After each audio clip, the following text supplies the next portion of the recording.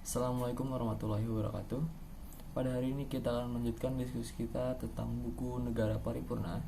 Dan pada hari ini kita akan melanjutkan diskusi kita dengan membahas bab yang kelima, yaitu tentang demokrasi permusyawaratan.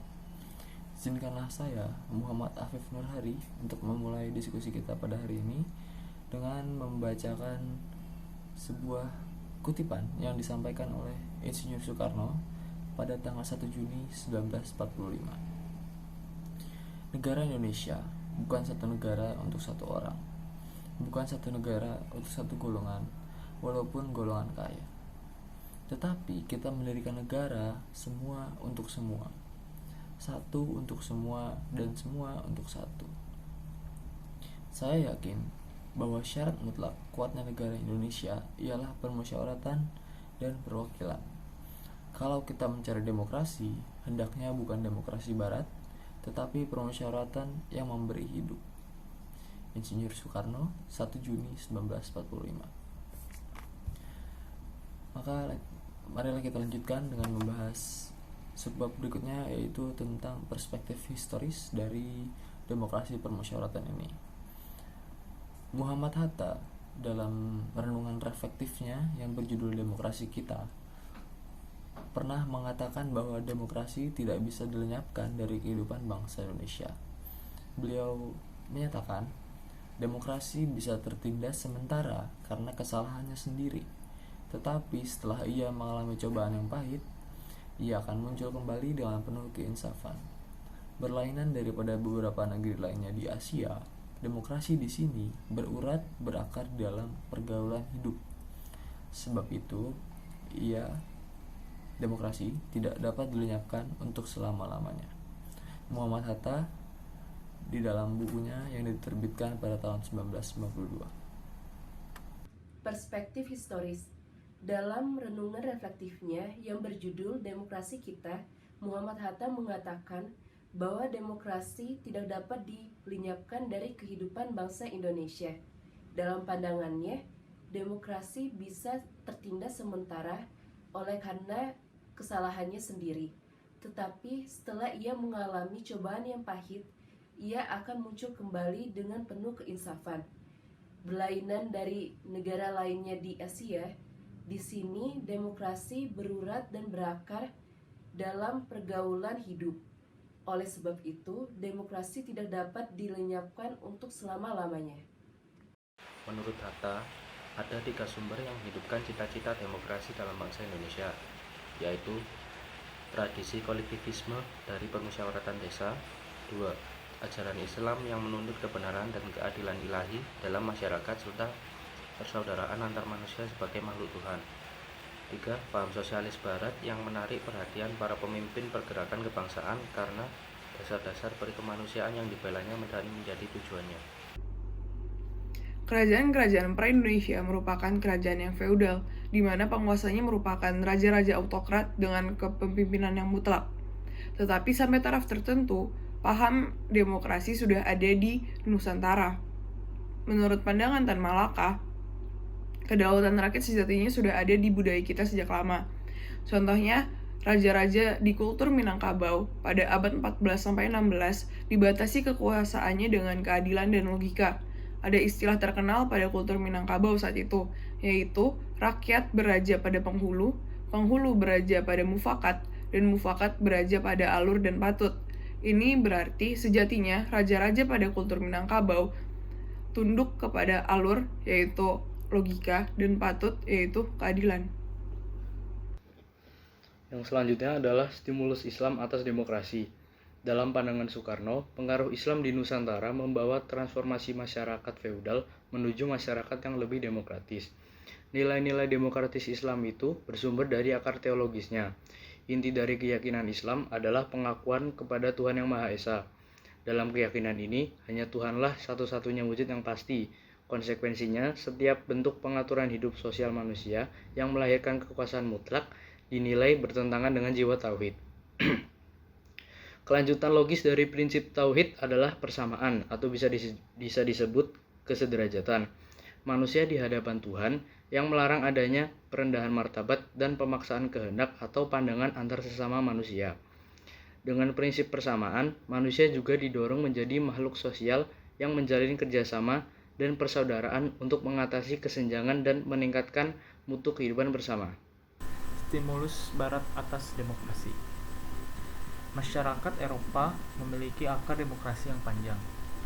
Athena merupakan pusat pertumbuhan demokrasi terpenting di Yunani karena pengaruh pemikiran filsafat politiknya dan sebagai awal percontohan dari demokrasi partisipatif dalam negara kota pada abad ke-5 sebelum Masehi. Hampir bersamaan dengan itu, muncul praktik pemerintahan sejenis di Roma. Model pemerintahan demokratis ini kemudian menyebar ke kota-kota lain sekitarnya seperti Florence dan Venice, tetapi mengalami kemunduran sejak kejatuhan Imperium Romawi sekitar abad ke-5 Masehi. Pada pertengahan 1300 Masehi, karena kemunduran ekonomi, korupsi dan peperangan, pemerintahan demokrasi di Eropa digantikan oleh sistem pemerintahan otoriter. Pemikiran-pemikiran humanis dan demokrasi mulai bangkit lagi di Eropa pada masa Renaissance, sekitar abad ke-14 sampai 17 Masehi.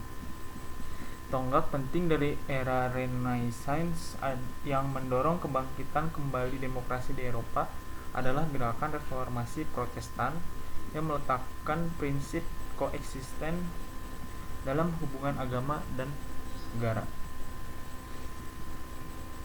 Gelombang demokratisasi terjadi menyusul revolusi industri yang pertama-tama berlangsung di Inggris sejak sekitar abad ke-17. Industrialisasi di Eropa membawa kemunculan kelas-kelas baru dengan segala konflik sosial.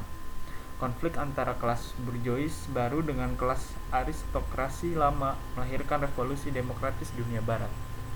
Hal ini ditandai oleh revolusi Amerika yang berujung pada deklarasi kemerdekaan Amerika Serikat pada tahun 1776 dan meraih momen terpenting pada revolusi Prancis tahun 1789. Revolusi Prancis dengan slogannya Liberté, yaitu kebebasan, Egalité, kesetaraan, dan Fraternité, persaudaraan, berjuang menggulingkan raja yang ditopang oleh kaum ningrat dan kaum penghulu agama. Cita-cita kebebasan, kesetaraan, dan persaudaraan yang mengarah pada perlucutan peran aristokrasi dan agama dalam kehidupan negara bangsa itu menandai kelahiran demokrasi modern di dunia barat. Negosiasi antar sumber nilai menuju demokrasi sosialistik. Sumber inspirasi dari analisis demokrasi desa, ajaran Islam, dan sosio-demokrat barat memberikan landasan persatuan dari keberagaman, bahwa dengan segala keagamaan, ideologi politik yang dikembangkan, yang bercorak keagamaan maupun sekuler, semuanya memiliki titik temu dalam gagasan-gagasan demokrasi sosialistik atau kekeluargaan, dan secara umum menolak individualisme. Bisa dipahami sejauh dikaitkan dengan pengalaman demokrasi di dunia barat, mengapa model demokrasi sosial yang menjadi rujukan bukan demokrasi liberal. Dari perspektif golongan Islam, idealisasi terhadap gagasan demokrasi sosialistik itu diawali oleh pandangan Hos Cokro Aminoto. Dari perspektif golongan sekuler, hal ini diwakili oleh pandangan Tan Malaka, Soekarno, dan Muhammad Hatta. Ya, yang pertama yaitu pandangan sosiodemokratik menurut pandangan dari Haji Umar Said Cokro Aminoto. Dalam tulisannya Islam dan Sosialisme, Cokro menguraikan hubungan yang antara paham sosialisme dengan ajaran Islam. Pertama, dia mencoba menguraikan dasar-dasar sosialisme yang ada dalam ajaran Islam. Kedua, dia berusaha menunjukkan bahwa perintah atau anjuran di dalam agama Islam memiliki ciri yang bersifat sosial. Ketiga, Islam juga mewajibkan para penganutnya untuk selalu memperhatikan sama manusia dengan membantu mereka yang lemah dan membutuhkan pertolongan. Keempat, prinsip kebersamaan, persaudaraan, dan kemerdekaan merupakan prinsip yang integral dalam ajaran Islam sejak dibawa oleh Nabi Muhammad SAW. Cokro mengidealisasikan prinsip-prinsip demokrasi sosial sebagai dasar perjuangan Islam dan dasar kehidupan bernegara. Dalam pandangannya, jika kita Muslim benar-benar memahami dan secara sungguh-sungguh melaksanakan ajaran-ajaran Islam, kita pastilah akan menjadi para demokrat dan sosialis sejati. Pandangan Tan Malaka. Dalam pandangannya, bentuk negara yang dicita-citakan oleh bangsa Indonesia bukanlah sebuah negara monarki yang kedaulatannya berada di tangan seorang raja. Baginya, bentuk negara Republik Indonesia adalah cita-cita yang harus diperjuangkan oleh bangsa Indonesia.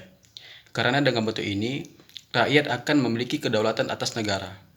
Melalui kedaulatan yang dimilikinya, rakyat dapat menentukan nasibnya sendiri, tidak lagi menyerahkan kepada satu golongan atau individu tertentu.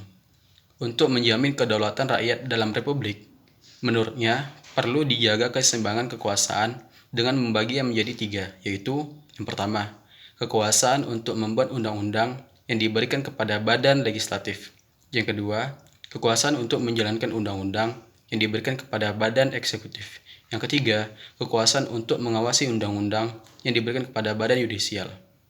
Gagasan demokrasi menurut pandangan Soekarno adalah gagasan demokrasi dengan semangat kekeluargaan yang lebih kuat.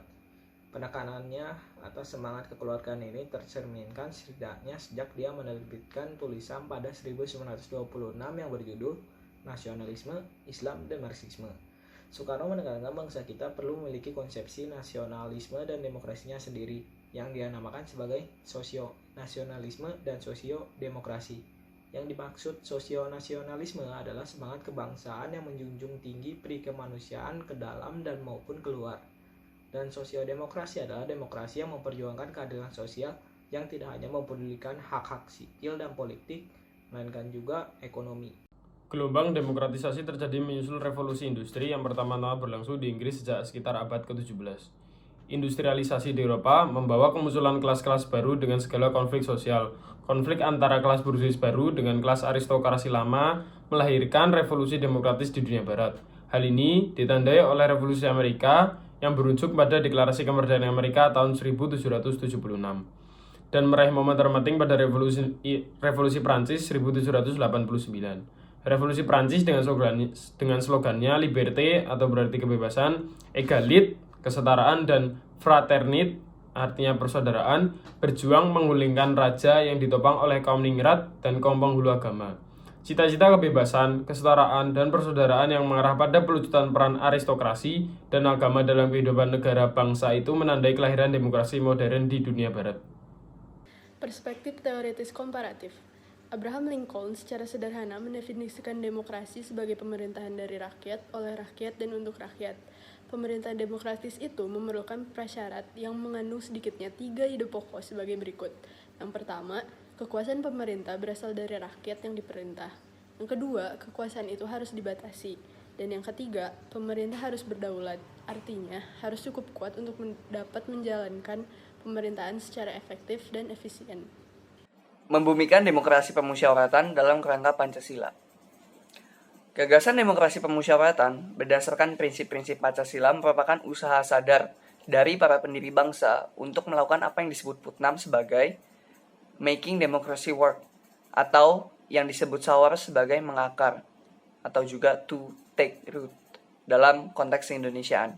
Nah, ini juga merupakan salah satu cita-cita dari pemulihan daulat rakyat yang bergema kuat dalam sanubari para pendiri bangsa sebagai pantulan dari semangat emansipasi dari aneka bentuk penindasan, khususnya penindasan yang ditimbulkan oleh kolonialisme dan feodalisme yang bersaut-sautan dengan semangat egalitarianisme. Jadi apa sih kesimpulannya? Kesimpulannya itu adalah cita-cita kedaulatan rakyat atau demokrasi memiliki jangkar yang kuat dalam sejarah politik Indonesia. Stimulusnya bersumber dari tradisi musyawarah desa, semangat kesederajatan, persaudaraan, dan pemusyawaratan Islam, dan gagasan emansipasi dari sosial demokrasi barat. Dengan mempertimbangkan dengan tradisi gotong royong masyarakat Indonesia, watak multikultural kebangsaan Indonesia, dan pengalaman keterjajahan yang ditimbulkan oleh kolonialisme sebagai perpanjangan dari kapitalisme dan individualisme, para pendiri bangsa menggagas demokrasi yang sejalan dengan alam pikiran dan kepribadian bangsa Indonesia sendiri. Apa itu?